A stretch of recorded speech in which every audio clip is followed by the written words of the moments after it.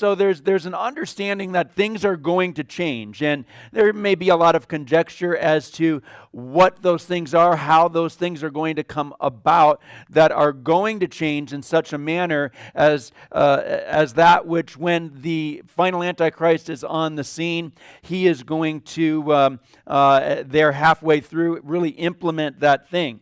But we are seeing a number of things changing right now. The U.S. money supply is contracting, and that is something that is very concerning. I think most people out there really aren't aware of that. I mean, we all know that things aren't well financially in the country and in the world, but most really don't understand that the money supply is contracting, that every other time that we have seen that happen, the few times or so, maybe 8 or something like that, I forget right now, that we've seen that happening, is an indication of some serious financial peril for our country, up to and including even depression, financial depression. But the U.S. money supply is contracting. The bond market is a mess right now. The treasuries, all of that. Online banking services, I'm sure you saw that, were disrupted. I believe it was last Friday. Major banks. In fact, even as of this Monday, there was still many people that were having issues with that, and they're trying to pay their bills,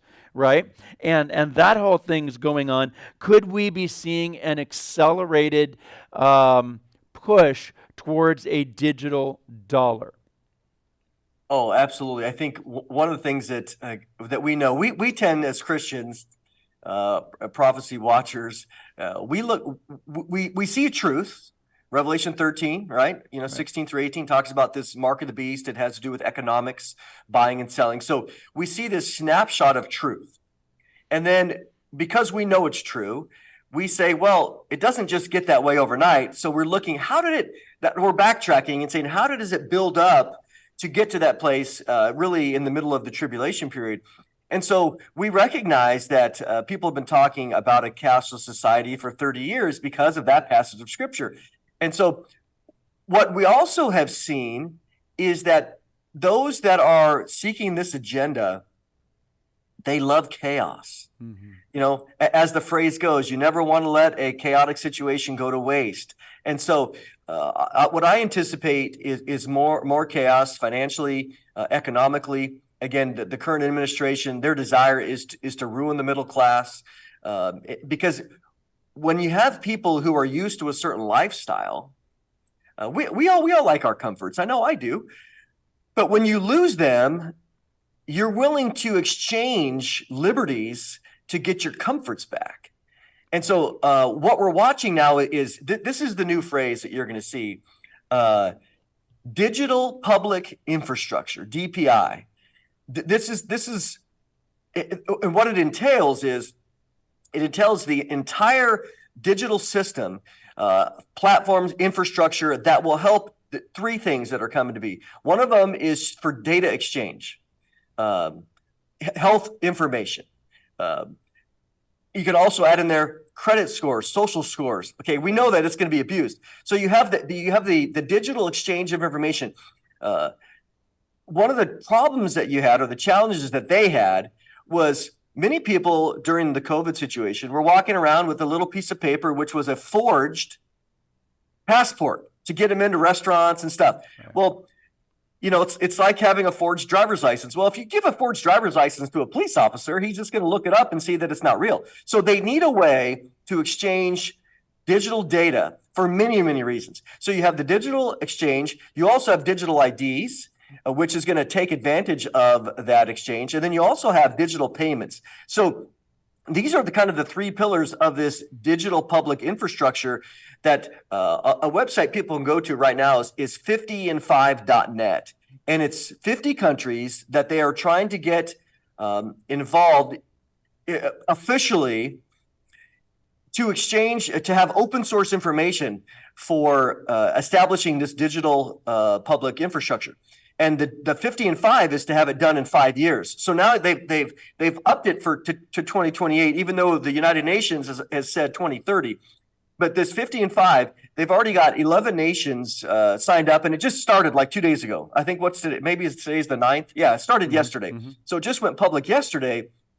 But what they're doing is saying, and hey, everybody, we want 50 countries to join in, share the information. So Bangladesh, Senegal, some Western African countries, which we normally would see as very poor and maybe behind the times, not at all. Now, all they got to do is, because they're poor, they want legitimacy in the eyes of the world. So they can go on there, they can bring their governments in, and now all of the infrastructure is being shared in this open source way.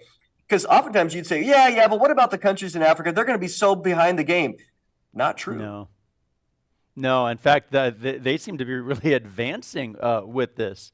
Some of them. Yeah, absolutely. And I mean, it's really concerning when we see everything moving in that direction. And you know, my personal opinion is that it's a planned demolition, so to speak. You know, different powers that be out there, they want these things to fail. They want these things to fall apart. It's kind of like in Las Vegas. You know, we got old hotels and casinos and that kind of thing on the Las Vegas Strip that have been around since the 50s or whatever. And what do? Well, they have this big demolition thing, and they've got the charges in key places, and boom, boom, the thing comes down, and it's got to come down so that they can build what they really want to build. Build back better. Build back better. Right. Well, yeah, here's a question for you, Mondo. You know, I just heard this the other day. So build back better. What's being built in America right now? Right? What's better right now? The inflation, is that better? How about our gas prices, right? The only thing that's back is, I'd say, the Obama administration operating behind the puppet. He's the puppet the puppet master behind the puppet of Biden. You know, build back better. Give me a break. You got to be kidding me. You know. If however, say it this way: if your agenda is nefarious, it's way better right now. I mean, it's fulfilling your goal.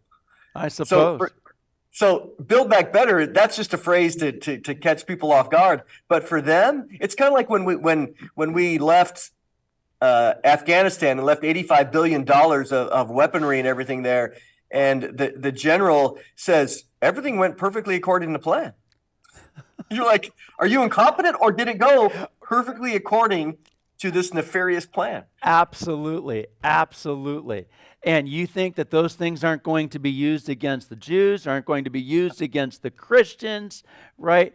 I mean, come on, absolutely ridiculous. And there goes our taxpayer funds as well, which is just its own issue that's out there. I mean, absolutely ridiculous when you think about it. Now, this week, talking about the whole financial thing, this week the EU Parliament, in fact, it was either yesterday or the day before, the EU Parliament reached a provisional agreement on a European digital identity. All right. So, and that comes right from the European Parliament, where they're mandating that in all of their member nations there in the EU, that this has to be something that is available for the people. See, they started off with that, right? But then what's going to be the next step? Well, then it has to be implemented where everyone has to utilize that and go away from regular fiat money and you know, all of those kinds of things. But again, they're moving forward with implementing those things. Have you seen that? What are your thoughts on that? Yeah, I mean, this is where you have big groups, you know, in this case, the European Union, you know, 27 nations or so, that can be brought in all together under this, under this umbrella of political administration, which, as we know, it's part of the global order. Right. In the same way, you know, you bring in the World Health Organization as it relates to the health aspect of control. But at the end of the day, it's control.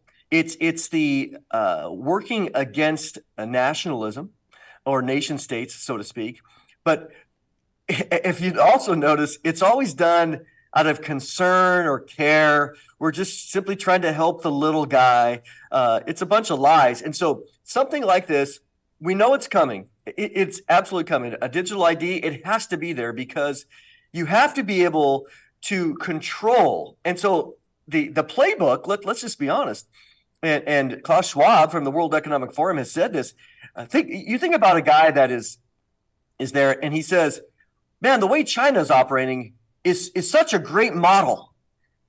And they're communists because China has done a great job at controlling every layer. There's already many communities and cities in China that are 100% cashless already.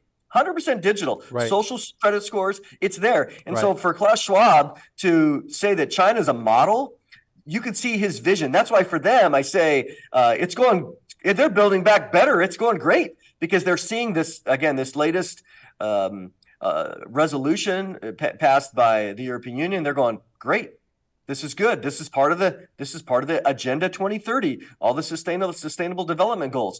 So when they see these things, they absolutely are making progress. Right, and I mean, look at the list of Klaus Schwab's disciples, right? You've got Justin Trudeau in Canada, and I think the half or the majority of the Canadian Parliament as well. Part of his disciples there. You've got Francis Macron.